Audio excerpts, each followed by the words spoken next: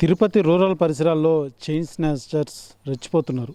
వరుస సంఘటనలు చోటు చేసుకోవడంతో తిరుపతి రూరల్ ఏరియాలో ఉన్నటువంటి గ్రామస్తులంతా కూడా భయాందోళనకు లోనవుతున్నటువంటి పరిస్థితి. ప్రస్తుతం మనం చెన్నైగుంట గ్రామంలో ఉన్నాం. ఇవాళ ఉదయం అయితే భారతి అనే ఆమెతో పాటు ఈ పెద్ద వీళ్ళిద్దరూ కూడా వాకింగ్ వెళ్తున్నటువంటి తరుణంలో వీరి మీద చైన్ స్నాచర్స్ వచ్చి చైన్ లాక్కొని వెళ్ళినటువంటి పరిస్థితి. ఒకసారి భారతంతో మనం మాట్లాడే ప్రయత్నం చేద్దాం. ఏం జరిగింది, అసలు ఎన్ని గంటలకు వెళ్ళారమ్మా మీ వాకింగ్, ఎలా జరిగింది? 6 గంటలకు వెళ్ళాం. 6 గంటలకు వెళ్ళాం సార్. మేము వెళ్తా ఉంటే మా వెనకంటే వచ్చి మళ్ళీ రివర్స్ వచ్చి వాళ్ళు మా అడ్డగించుకొని లాక్కునేసారు సార్. ముగ్గురు, ఒక అబ్బాయి దిగినారు, 2 బండిలోనే ఉన్నారు సార్. గబగబా వచ్చి పెరికేసి బండి ఎక్కేసారు సార్. చూసారా? మాస్క్లు వేసుకున్నారు కదా, మేము మాస్క్లే చూసాము కానీ మాకు కళ్ళు కనిపించినాయి అంతే. ఎంత వయసు వారు ఉండొచ్చు? ఒక 25 ఏళ్ళు అట్టుంటే 20 ఏళ్ళు 25 ఏళ్ళు ఉండొచ్చు. ఎంత విలువ చేస్తే చైన్? 3.5 సవరం సార్. మేము మామూలుగా చాలా రోజుల నుంచి వెళ్తా ఉన్నాము. ఈ రోజే అట్లా వాళ్ళు మామూలుగా వచ్చిపోతా ఉంటారు అందరు రోడ్లో. మేము పాటు మేము వస్తూ ఉన్నాము. వాళ్ళు వెనకనే వచ్చి మళ్ళీ ముందరకు పరిగెత్తి అడ్డం వచ్చినారు సార్. వాళ్ళు ఇచ్చినాము చూస్తామని చెప్పినారు సార్. ఇంతో పాటు వెళ్ళినటువంటి పార్వతమ్మ కదమ్మా, మిమ్మల్ని కింద తోసేశారు అవునా? తోసినారు సార్. ఇప్పుడు అంతట్లా అమ్మాయి ఉండదు, బండి ఎట్టి తిప్పినాడు అనమాట సైడ్. నా దగ్గరికి వచ్చి నిలిపినాడు. నా దగ్గరికి వచ్చి నిలిపే కాడికి పెరగతాండే కాడికి నేను అరిచినాను. అరిచే కాడికి ఏం చేసినారు, ఈ బండిలో ఉండే వాళ్ళు ఇద్దరు నన్ను అటు పోనీయకుండా ఇటు దోహేసినారు. పెట్టేదానికి ట్రై చేయలే, 2 చేతులతో ఇటు దోహేసినారు, ఒక చేతితో దోహేసినారు. వాళ్ళు బండి కూడా దిగలా, బండిలోనే కూర్చోండారు. అంటే కళ్ళే కనిపిస్తున్నాయి కానీ ఇవి వేసేసి ఉన్నారు. రాత్రి వేస్తారు ఆ స్వెటర్లు ఎడదాకా వేసి ఉన్నారు. మొఖానికి మాస్కులు వేసేసి కళ్ళు కనిపిస్తాం. గ్రామస్తులంతా కూడా భయాందోళనకు లోనవుతున్నటువంటి పరిస్థితి.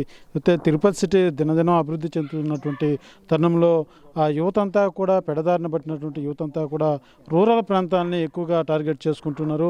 రూరల్ ప్రాంతాల్లో వెళ్ళేటువంటి మహిళల్ని ఈ రకంగా చైన్ స్నాచెస్ చేసే విధంగా అయితే అనేక ఇష్యూస్ కూడా ఈ మధ్య కాలంలో చోటు చేసుకుంటారని చెప్పాలి. మీరు ఎలా ఉందమ్మా ఈ గ్రామంలో? ఎప్పుడు ఇలాంటివి జరిగిందా? ఇప్పుడే జరుగుతూ ఉంది. మేము వాకింగ్ పోవాలన్నా కూడా భయం వస్తూ ఉంది. ఎప్పుడంటే అప్పుడు వస్తూ ఉంటారు బండ్లు, రాత్రిలో వస్తారు, తెల్లారితో సంధ్యాలో వస్తూనే ఉంటారు సార్. మేము కట్ట మీద రావాలన్నా కూడా భయం వస్తుంది. వాకింగ్ పోవాలన్నా కూడా ఎవరైనా తెలియటం లేదు. వచ్చేది మా దగ్గరికి వచ్చేది చూసేది పోతా ఉండేది, మళ్ళా పిల్లకాయలు వచ్చేదానికి కూడా భయపడుతున్నారు సార్. మాకు ఆ మార్తం ఉంటే ఎట్లా సార్? మాకు చెప్పు. అందరూ ఎవరైనా వాకింగ్ పోవాలన్నా కూడా భయపడతారు. కసువు పోవాలా, గొడ్లకాడికి పోవాలా, కట్లికి పోవాలా. అప్పుడు బండ్లు వేసుకుని 4-3 వస్తూ ఉంటారు. ఎవరు మా వాళ్ళని తెలియదు, ఎవరిని తెలియదు సార్. మాకు ఆ మార్త చేసాడు. బాటలు ఎత్తుకొని తిరుగుతానే ఉంటారు, తాగుతారు, కూర్చుంటారు, ఒట్లుగా కూర్చుంటారు. మాకు భయం వస్తుంది. దాని రావాలన్నా కూడా భయం వస్తుంది. మీరు ఎట్లా చేస్తారో చేయండి సార్. మాకు మేము ఆ మార్త పోవాలంటే చెట్టల్లో కూర్చుంటారు, మురుగ్గా కూర్చొని. మేము పోయేప్పుడు వాకింగ్ పోయేప్పుడు అటుకొస్తారు నేరుగా. ఎవరు మన వాళ్ళని తెలిసేదే, ఎవరైనా తెలిసేది సార్. మాకు తెలియదు మాతో. మీరు ఎట్నో చేయండి సార్. మాకు మేము పిల్లకాయలు రావాలన్నా నైట్ వస్తారు, పోగులు వస్తారు, భయపడుతున్నారు.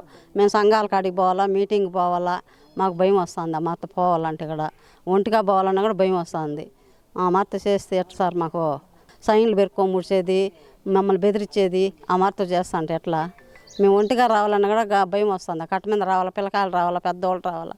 ఎవరైనా మన వాళ్ళని తెలియటంలో ఎవరైనా తెలియటం లేదు సార్. మీకు మేము ఎట వచ్చేది, ఎట పోయేది కట్ట మీద చెప్పుంది సార్. మీరే మత్త చేస్తే ఎట్లా? మేము పోతూ ఉంటాము, ఏం మన వాళ్ళని పోతూ ఉంటాం, మళ్ళీ వెనకాల వచ్చి ఆ మత్త పెరుక్కొమ్మేది, వంగతో చేసేది ఆ మత్తు చేస్తే ఎట్లా సార్? మాకు అంతా కూడా మహిళలంతా కూడా భయాందోళనకు లోనవుతున్నటువంటి పరిస్థితి. ఇప్పుడు కూడా మేము సాధారణంగా పొలాల వద్దకు వెళ్తూ ఉంటాం, వాకింగ్ చేస్తూ ఉంటాం. ఈ విధంగా పాల్పడుతుంటే మేము ఎలా బతకాలి, ప్రాణాలు అరిచేతిలో పెట్టుకొని జీవించాల్సిన పరిస్థితులు ఏర్పడుతున్నాయి. అయితే తిరుపతి రూరల్ ప్రాంతాల్లోనే ఇటీవల ఎక్కువ కేసులు అయితే నమోదవుతున్నటువంటి పరిస్థితి. ఏదైతే అర్బన్ ఏరియాలో పోలీసులు ఇప్పటికే డ్రోన్ కెమెరాల ద్వారా కూడా గుర్తించి ఎవరైతే ఆక్తాయిలుగా తిరిగేవారు కావచ్చు, నైట్ టైంలో వివిధ అసాంఘిక కార్యక్రమాలు పాల్పడే వాళ్ళ మీద ప్రత్యేక దృష్టి సారించినటువంటి పోలీసులు రూరల్ ఏరియా మీద కూడా పూర్తి స్థాయిలో నిఘా ఉంచాల్సిన పరిస్థితి మాత్రం నెలకొందనే చెప్పాలి. ఎందుకంటే ఇదే తరహా అయినటువంటి పరిస్థితి మాత్రం తిరుపతి రూరల్ సంబంధించినటువంటి అన్ని గ్రామాల్లో కూడా ఇదే తరహా భయాందోళనలు నెలకొంటున్నటువంటి పరిస్థితి మాత్రం ఇటీవల కాలంలో ఎక్కువైందని చెప్పాలి. పూర్తిగా ప్రత్యేకించి ఒక నిఘా అన్నది మాత్రం రూరల్ ఏరియాలో పోలీసు వారు ఉంచాలన్నది కూడా రూరల్ ఏరియా ప్రాంతస్తులంతా కూడా తెలియజేస్తున్నటువంటి పరిస్థితి నెలకొందని చెప్పాలి. కెమెరా పర్సన్ కోటితో సురేష్, RTV, చెన్నై గుంట. ఇండియా పాకిస్తాన్ ఉద్రిక్తతలపై లేటెస్ట్ అప్డేట్స్ కోసం డౌన్లోడ్ చేసుకోండి RTV లైవ్ యాప్.